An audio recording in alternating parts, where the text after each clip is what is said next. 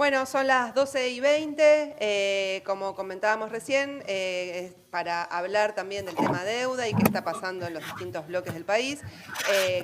Queremos entrevistar a Diego Genud, él es periodista, actualmente escribe en los sitios Letra P y El Canciller, que bueno, todas las mañanas hay un newsletter muy interesante que bueno, todas nosotras estamos suscriptas y lo recomendamos. También escribe en Revista Crisis y tiene un programa de radio Fuera de Tiempo, se llama, en FM Millennium.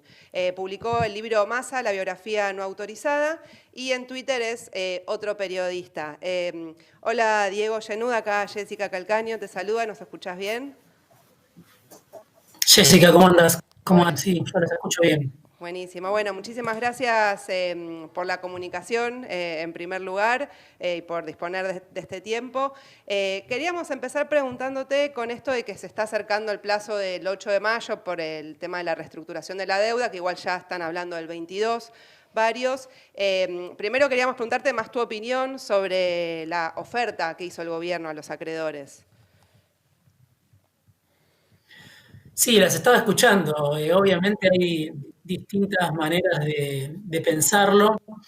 Tengo un eco cuando hablo, pero así que quizá me escuchan Nosotras te con cierta escuchamos bien. confusión. Ok.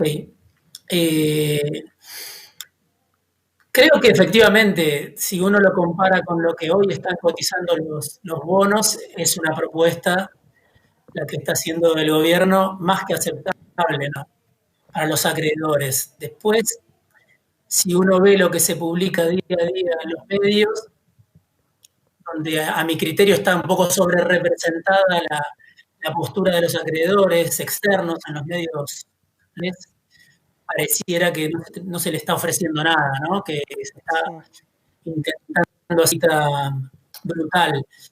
Pero sí es cierto que hoy esos bonos están cotizando menos de lo que ofrece el gobierno argentino, y más en un contexto global, ¿no?, como actual, donde lo que abundan son las pérdidas. Y después, bueno, hay una discusión que tiene que ver con lo que se llama la tasa de salida, que, bueno, ustedes lo conocerán mejor que yo, que es esa discusión más fina de cómo quedan posicionados los bonos a la salida de esta negociación. Y me parece que lo que se está discutiendo, por un lado, esa tasa de salida, y por otro lado, va a ser el margen por el cual el gobierno argentino no va a pagar nada de deuda, ¿no? Guzmán, Fernández, que sean 3 años sin pagar nada y después empezar a pagar con intereses muy bajos, ¿no?, para lo que hoy está pagando Argentina, que es una tasa exorbitante a nivel mundial. Ahí los acreedores yo creo que están de algún tipo de endulzante, tal como dice la jerga de la negociación, y lo dicen los medios locales también, es endulzante para mejorar esa tasa de salida o cortar los plazos para que Argentina empiece a pagar antes, una ventana de tiempo menor.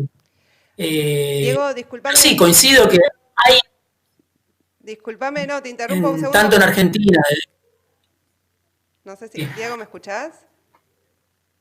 Sí, escucho con un retorno. O sea eso, te queríamos pedir si podemos, porque se estaba entrecortando mucho, si podemos cortar la comunicación un segundito y volver a llamarte para ver que se escuche mejor, Okay, ¿puede ser? Dale. Dale, gracias. Sí, claro. 12:29, seguimos en el programa Se Tenía que Decir. Estamos en comunicación con Diego Genud, periodista de Letra P y del Canciller. Estamos retomando ahora la comunicación después de arreglar algunos desperfectos. Hola Diego, ¿nos escuchás bien ahí?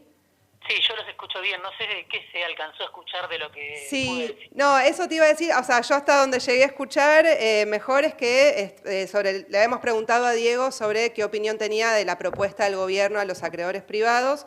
Y vos venías diciendo que creías que estaba un poco sobre representada la postura de los acreedores privados en los medios de comunicación. Sí, porque además eso da una idea falsa de la negociación real, en el sentido de que se habla todo el tiempo de una quita muy agresiva por parte del gobierno nacional.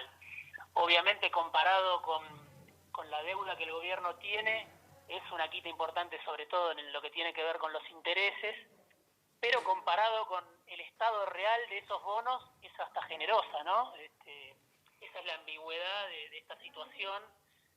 Por eso yo decía en alguna nota que escribí en su momento de que se decidió ofrecer más de lo que se había pensado en su momento cuando empezó a bosquejarse esta negociación con los bonistas.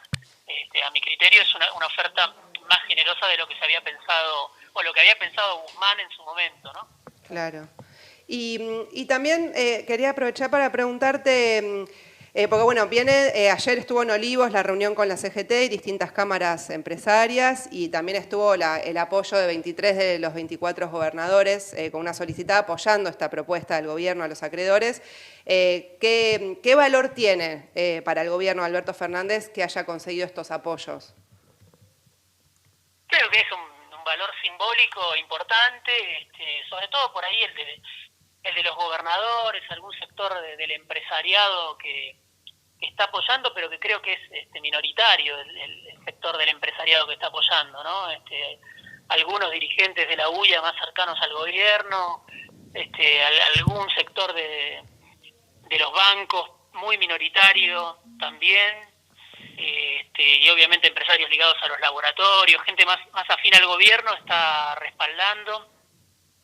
Y después los gobernadores, bueno, ahí hubo, según dicen, toda una negociación en cuanto a ese comunicado que firmaron los gobernadores, que no lo firmó Rodríguez A, pero el resto lo firmó, porque claro, tiene que ver con lo que ustedes mencionaban hace unos minutos. No se habla de responsabilidades a la hora de encarar esta reestructuración de la deuda. No solo no se investiga a dónde fue a parar esa deuda, que era una promesa que hizo Fernández el día de la Asamblea Legislativa, en marzo, no fue hace tanto. No solo eso, por ahora, por lo menos, no hay ningún signo de que avance, sino que además, en este comunicado de los gobernadores, no se habla de la responsabilidad del gobierno de Macri, ¿no? En cómo incrementó en tiempo muy corto una montaña de vencimientos de cortísimo plazo, ¿no? Diego, te habla Lucía Ortega. Vos planteaste también que la consigna de Unidad Nacional disimula el ranking de ganadores y perdedores. ¿Quiénes son los ganadores y los perdedores hoy? Sí, bueno, ahí yo hice un repaso de las ganancias de los bancos a partir de un trabajo que hizo un economista que se llama Horacio Robelli, que toma los datos oficiales, ¿no? de lo que los bancos declaran como ganancias durante el 2019 ante la Bolsa de Comercio, ante la CNB, y ahí se puede ver cómo incluso en el muy mal 2019 los bancos tuvieron una ganancia exorbitante también con respecto a 2018, y no solo es importante, creo yo, los bancos son ganadores de todas las eras, ¿no? de todos los ciclos políticos, ganaron también durante el kirchnerismo y obviamente ganaron mucho durante el macrismo, sino que me parece importante porque hoy los bancos además son un obstáculo fuerte para la estrategia que despliega el gobierno. En el caso de lo que tenía que ver con los subsidios a las pymes se perdió mucho tiempo, el gobierno perdió ahí alrededor de un mes intentando de que los bancos le presten a las pymes, hubo préstamos en cuentagotas, más allá de que los bancos finalmente dan a conocer sus informes de que se terminó prestando bastante de lo que tenían disponible, pero funcionan como un dique de contención los bancos, ¿no? Tienen los pesos y la liquidez, están explotados de pesos y no los prestan en el momento que hace falta. Entonces digo, bueno, además de estas ganancias de los bancos, se demuestra que son un límite fuerte para la estrategia que despliega el gobierno, que ahora deriva en esto de pagar el 50% de los salarios directamente desde el Estado. Entre los ganadores, obviamente, los bancos; entre los perdedores, obviamente, mucho pequeño empresario, mucho monotributista y mucho asalariado. También en esa nota yo hacía un repaso de datos de la CTA autónoma, muestra cómo esta cuarentena está dejando un tendal, ¿no? de heridos, de suspensiones, de recortes de sueldo, de pagos escalonados, de violación de la cuarentena en grandes empresas, no solo en empresas pequeñas y microempresas que puede tener una dificultad grande para hacer frente a la crisis, sino también en grandes empresas como Techino, como General Motors, o incluso como el grupo Índalo, como Clarín.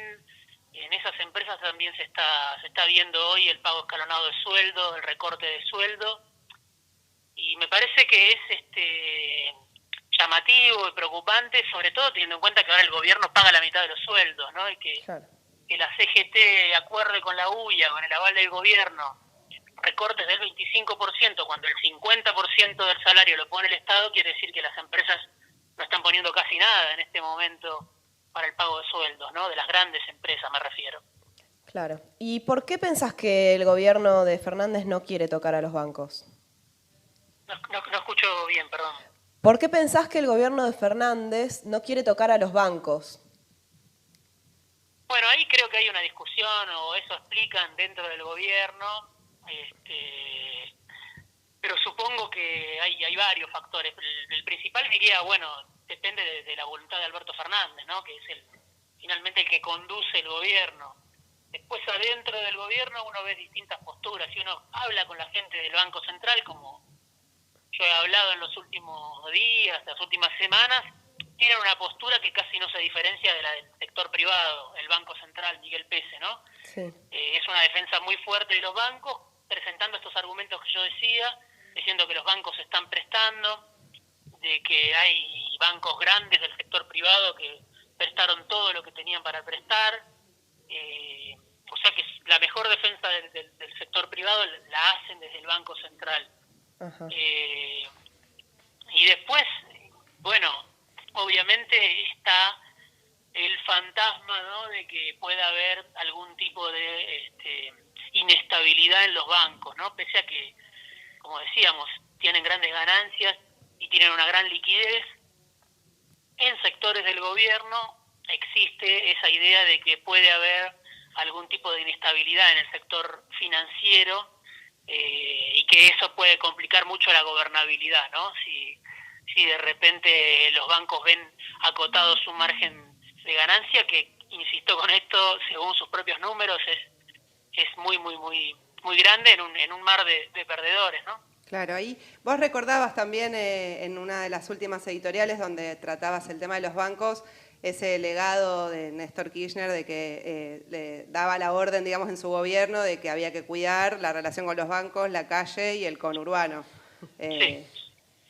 Sí, eso lo dije, lo escribí porque me lo dijo alguien ligado al gobierno, que había participado en su momento en la gestión de Kirchner-Lavagna, y tratando de interpretar cuál era la razón de Fernández hoy, o tratando de interpretar cuál es la razón de Pese hoy.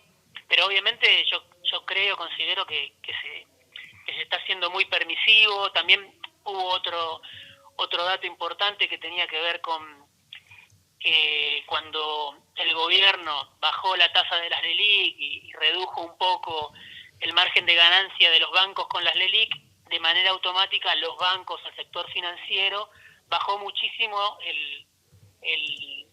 la tasa de interés para el ahorrista común en pesos, para ajustar rápidamente el margen de ganancia. Entonces eso hizo que estuvieran pagando los bancos un 20% de interés al ahorrista común, con lo cual obviamente se incrementó la dolarización de las grandes empresas, por supuesto, pero también quizás de algún pequeño ahorrista que ve que los bancos le ofrecen un 20% de interés anual para un año en el que se está hablando de una inflación de 45% como mínimo, ¿no? Sí. O sea, como que es mucho más decidido y mucho más rápido siempre el movimiento del sector financiero que un gobierno que aparece dudando o aparece detrás de los acontecimientos en esa pulsión, por las propias diferencias internas, creo yo, que hay dentro del gobierno, o por el propio temor que hay dentro del gobierno a que pueda pasar algo como esto que me mencionaba esta persona del oficialismo, ¿no? Uh-huh. Y ahí, o sea, también, bueno, algo que se viene repitiendo por parte de distintas voces oficiales es que no hay más plata, o sea, no hay más recursos. y bueno, y uno ve ahora como que hay un esquema donde se utilizan mucho los recursos del ANSES y hay emisión, ¿no?, monetaria. La pregunta, no sé, que me surgía también es si todo esto, ¿qué problemas podrían traer a futuro? Si no se están comprando más problemas a futuro con este esquema, digamos, ¿cuánto se puede sostener?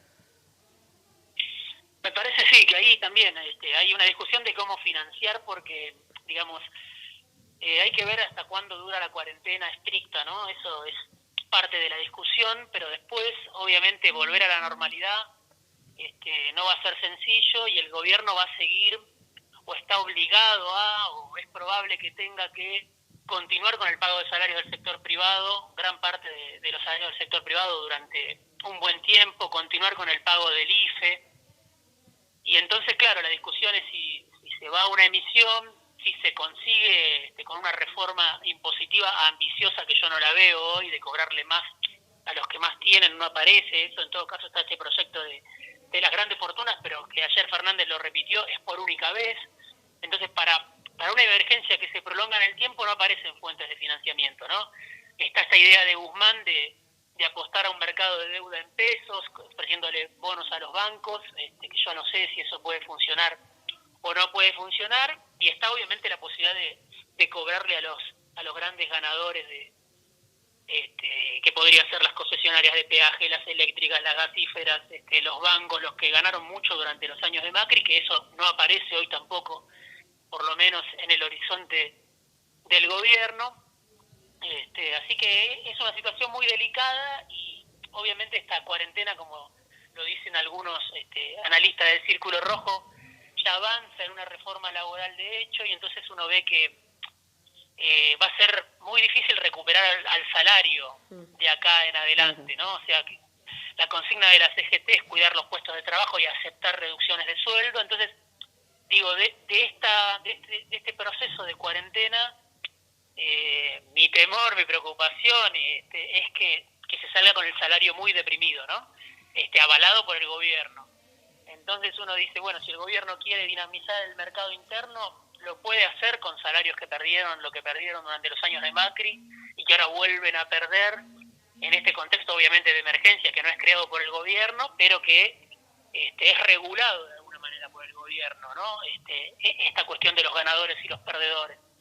Entonces yo creo que sobre el salario se va a profundizar el ajuste de hecho en lo que queda del año. Ahora vemos el tema de los jubilados otra vez, ¿no? Que se extiende por decreto el aumento de los jubilados, la reforma jubilatoria se patea para el año que viene y entonces es probable que el gobierno intente por decreto dar los aumentos a los jubilados. Es una situación de mucho condicionamiento con los sectores del poder económico, me parece a mí, concentrados, muy parados de mano contra el gobierno, ¿no?